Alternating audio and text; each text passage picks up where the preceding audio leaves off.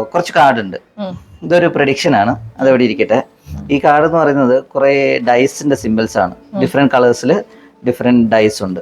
Okay, ഇതിനെ നമുക്ക് ആദ്യം ഒന്ന് മിക്സ് ചെയ്യാം. ഇതിപ്പോൾ പ്രത്യേകിച്ച് ഒരു ഓർഡറിലല്ല, ഇത് കംപ്ലീറ്റ് നമുക്ക് മിക്സ് ചെയ്യാം. ഓക്കെ, ഇനി ഏതെങ്കിലും ഒരു സ്ഥലത്ത് വെച്ച് കട്ട് ചെയ്തു, ഇഷ്ടമുള്ളൊരു സ്ഥലത്ത്.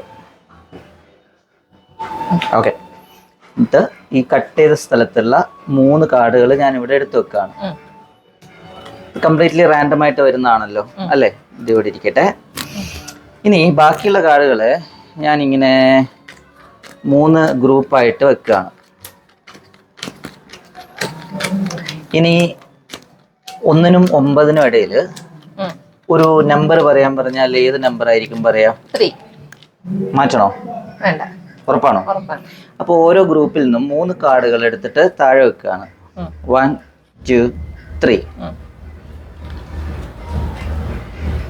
1 2 3. 1 2 3.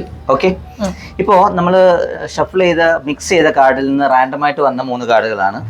അതിനുശേഷം ബാക്കിയുള്ള കാർഡുകൾ ഇവിടെ വെച്ചു, റാൻഡമായിട്ട് ഒരു നമ്പർ പറഞ്ഞു, അത്രയും കാർഡുകൾ എടുത്തു വെച്ചു. ഇനി ഇത് മാച്ച് ആവുമെന്ന് പറഞ്ഞാൽ വിശ്വസിക്കാൻ പറ്റുമോ? ഇല്ല. നോക്കാം. മാച്ചിങ്. ഇനി ഇതും matching and it's also matching. ഇത് ഒരു നമ്പർ ഇപ്പൊ 3 അല്ലേ പറഞ്ഞത്, 4 പറഞ്ഞിരുന്നെങ്കിൽ വേറെയാണ് വരിക. കണ്ടോ, ഇവിടെ 4 പറഞ്ഞിരുന്നെങ്കിൽ ഇതാണ് വരിക, ഇവിടെ 4 പറഞ്ഞിരുന്നെങ്കിൽ ഇതാണ് വരിക അല്ലേ? It's completely different. ആക്ച്വലി ഇപ്പോ ഇത് 3 വന്നത്, ഇത് 3 കൂടി ആഡ് ചെയ്ത് എത്ര വരും?